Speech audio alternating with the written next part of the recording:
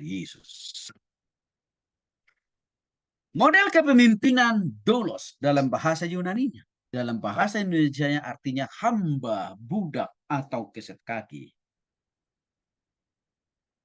Pemimpin sebagai hamba, budak atas orang lain. Saudara dikasih oleh Tuhan Yesus Kristus. Pemimpin, model kepemimpinan sebagai doulos atau hamba budak atas orang lain. Ini sudah diperhatikan Yesus. Apa contohnya? Waktu Yesus turun dari surga, tempat yang terindah, termanis, terenak, ternyenyak, bahkan termewah, dia sengaja turun ke dunia ini. Tujuannya, karena dia mau menjadi hamba. Karena dia mau menjadi pelayan. Dia mau menjadi doulos, Bapak Ibu. Alias dia mau menjadi budak atas kita, orang-orang yang telah berdosa.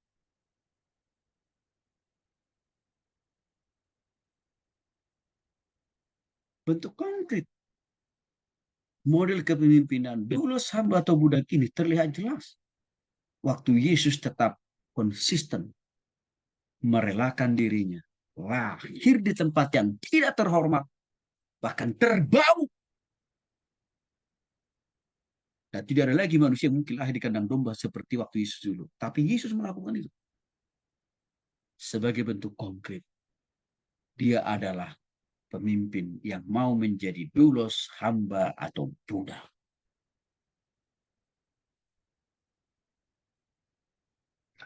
Untuk itulah Markus pasal 10 ayat 45 mengatakan anak manusia juga datang bukan untuk dilayani, melainkan untuk melayani. Waktu Yesus naik di kandang domba merupakan wujud nyata. Dia nggak mau dilayani. Dia nggak mau difasilitasi di rumah sakit bersalin, di rumah sakit besar, atau di hotel ternama. Dia tak memilih. Di kandang domba pun jadi. Itu bukti konkret. Dia tidak mau dilayani. Tapi dia maunya melayani, saudara. Bahkan, baru kita peringatin Jumat kemarin. Satu-satunya nyawa yang dimiliki oleh Yesus. Itu pun dia relakan untuk saudara dan saya. Sebagai bentuk konkret. Bahwa dia adalah hamba, budak, atau pelayan atas kita. Maka dalam konteks Bapak Ibu dikasih Yesus Kristus. Kita harus punya sikap hati seperti Yesus. Yaitu kita harus mau menjadi pemimpin yang mau menjadi doulos, hamba, atau budak. Bukan minta dilayani, tapi melayani.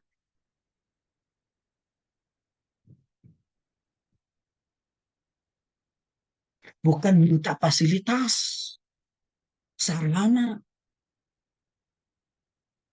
Bukan. Apa yang diminta itu, saya siap melayani. Ini penting loh kita paham. Saya kasih contoh. Pasti kita tahu Bapak Ibu namanya keset kaki ya. Dan mungkin di rumah kita masing-masing pasti ada keset kaki. Kalau kita ke kantor-kantor atau ke mall-mall, ada keset kaki yang besar.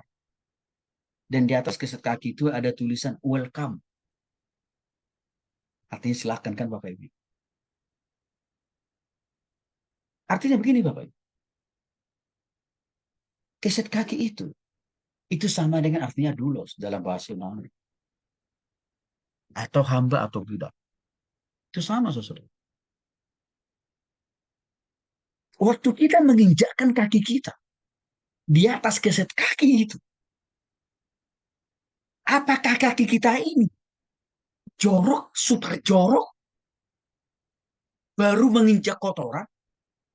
Keset kaki itu waktu kita injak tidak akan pernah lari dari posisinya. Tidak akan pernah menghindar dia. Tapi dia akan tetap dalam posisinya. Bahkan dia mengatakan, welcome. Artinya apa, Bapak Ibu? Ikat kaki. Siap melayani. Siap membersihkan. Kaki yang setengah jorok, super bau sekalipun. Dia siap membersihkan. Alias artinya apa? Melayani.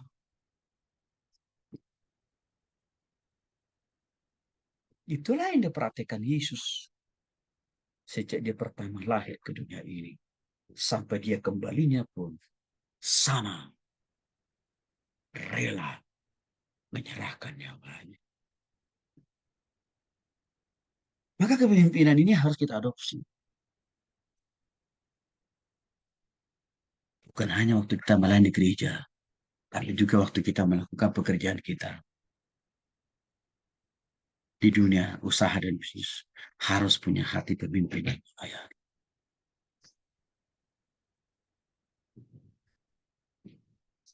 Kalau kita mau diberkati oleh Tuhan. Model kepemimpinan Yesus yang kedua adalah God oriented. Artinya tertuju, terarah, dan fokus kepada anak sendiri.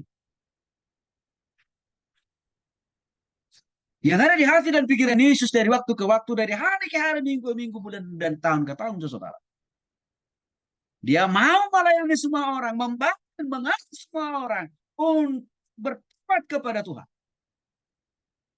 Mengasihi Tuhan dan hidup bagi Tuhan. Entah di dalam dunia pelayanan, entah dalam dunia pekerjaan dan bisnis. Semua diajak orang untuk menyembah Tuhan, meninggikan Tuhan, mengagungkan Tuhan.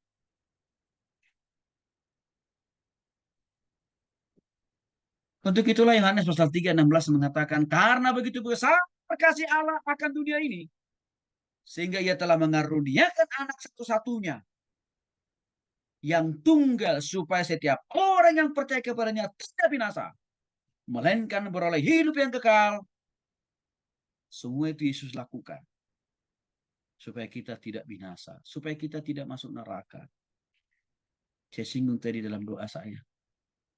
Bapak Ibu, kenapa Yesus mau mati di kayu salib?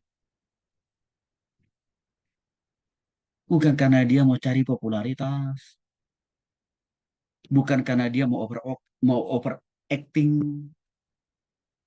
atau sok jago, bukan, Bapak Ibu. Yesus mati di kayu salib supaya bukan kita digantung.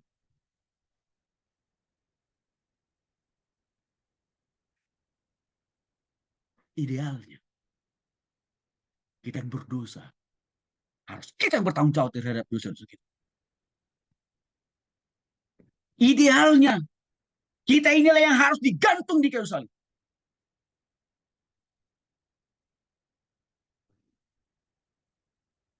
Karena kita yang berdosa. Tapi Yesus tahu kalau kita dituntut pertanggungjawaban pribadi lepas pribadi, untuk mempertanggungjawabkan setiap dosa dan kesalahan kita dengan mati di kayu salib, pasti kita lari, pasti kita kabur, pasti tidak ada manusia yang mau melakukan itu.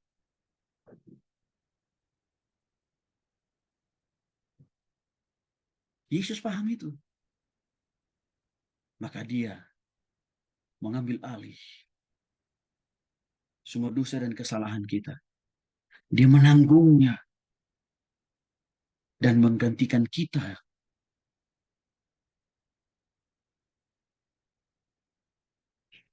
Dan dia yang digantung sampai mati di kayu salib.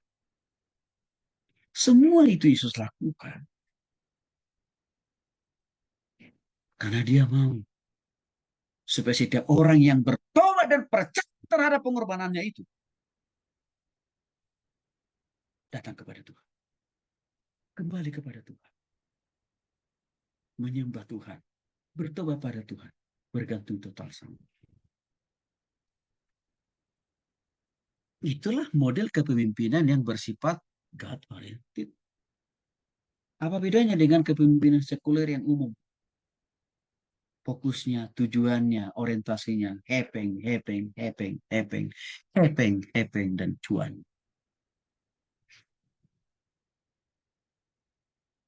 Kalau enggak, kekuasaan. Itu orientasinya kan Bapak Ibu.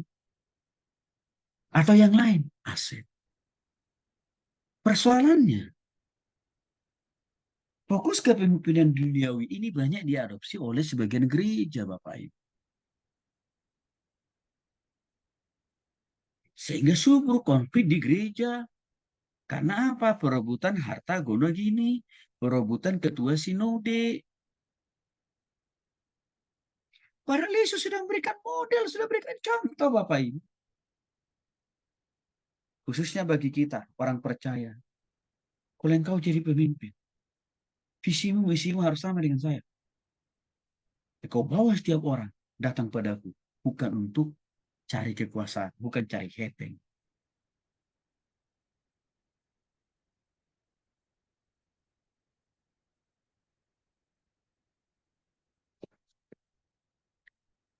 Maka untuk ini Bapak Ibu kita diingatkan ya. Mari kita pakai model kepemimpinan Yesus.